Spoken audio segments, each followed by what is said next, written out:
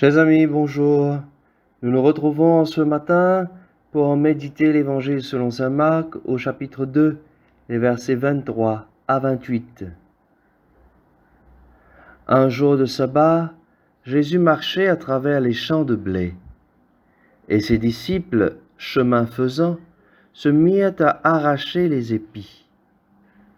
Les pharisiens lui disaient: « Regarde ce qu'ils font le jour du sabbat, cela n'est pas permis. » Et Jésus leur dit: « N'avez-vous jamais lu ce que fit David lorsqu'il fut dans le besoin et qu'il eut faim, lui-même et ceux qui l'accompagnaient? Au temps du grand prêtre Abiatar, il entra dans la maison de Dieu et mangea les pains de l'offrande, que nul n'a le droit de manger, sinon les prêtres. Et il en donna aussi à ceux qui l'accompagnaient. Il leur disait encore: le sabbat a été fait pour l'homme, et non pas l'homme pour le sabbat. Voilà pourquoi le Fils de l'homme est maître même du sabbat. » Acclamons la parole de Dieu. Chers amis, l'évangile de ce jour nous dit que les disciples de Jésus en chemin avaient peut-être faim, et donc ils ont arraché les épis de blé dans les champs. Pour nous, aujourd'hui, cela peut paraître un peu banal. Qu'y a-t-il de mal à ce que quelqu'un qui traverse un champ de canne en prenne une, surtout s'il a la faim?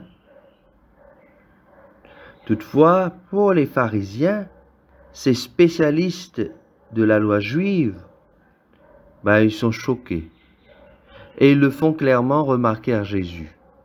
Pour eux, cette action des disciples de Jésus implique que le respect rigoureux de la loi du sabbat est bafoué.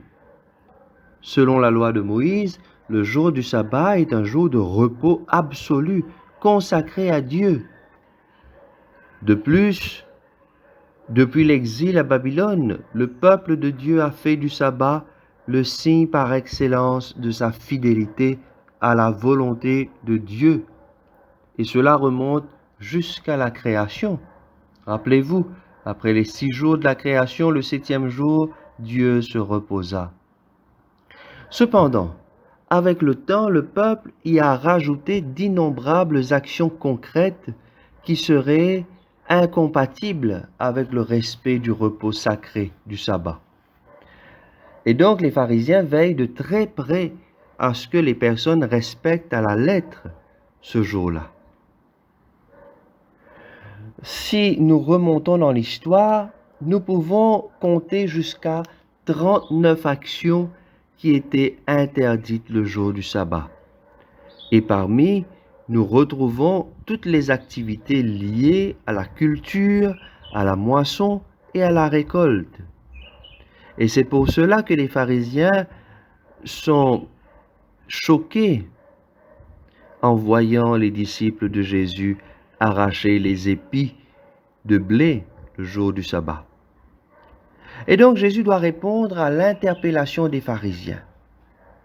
Ce qui est intéressant, frères et sœurs, dans ce passage, c'est que les pharisiens se basent sur la parole de Dieu, sur les Écritures, pour défendre le jour du sabbat et interdire toutes sortes d'activités. Et pour leur répondre, Jésus va faire de même. Jésus va citer des passages bibliques tirés du premier livre de Samuel pour exprimer sa position. Si vous relisez le livre de Samuel, vous pourrez voir ce passage où il est écrit que le roi David, que les Juifs apprécient, que les Juifs aiment, estiment, qu'il a osé transgresser les lois en prenant le pain destiné pour l'offrande dans le temple, parce qu'il avait faim. Chers amis, ce que nous veut faire comprendre ce passage ce matin, c'est que Jésus instaure une nouvelle ère, et cela rejoint notre méditation d'hier. Le sabbat a été fait pour l'homme, et non pas l'homme pour le sabbat. Rappelez-vous hier, les pharisiens demandaient à Jésus: « Pourquoi tes disciples et toi-même, pourquoi vous ne jeûnez pas, tandis que les autres jeûnent. Et Jésus va plus loin. Jésus affirme qu'il est lui-même maître du sabbat. Incompréhensible pour les pharisiens, car le seul maître, c'est Dieu. Or, ils sont loin de reconnaître Jésus comme le Messie, le Fils de Dieu. Cependant, en ce sens, Jésus est vraiment le maître du sabbat, et il le sera encore plus clairement après sa mort et sa résurrection dans la Pâque nouvelle. Il se fera lui-même nourriture pour les âmes. Ce qui doit nous interpeller, frères et sœurs, sur ce que nous faisons du sabbat, c'est-à-dire du dimanche, le jour du Seigneur. Comment vivons-nous vraiment ce jour avec le Seigneur? Dans l'amour de lui, dans l'amour de Dieu et de tous ceux qui nous entourent?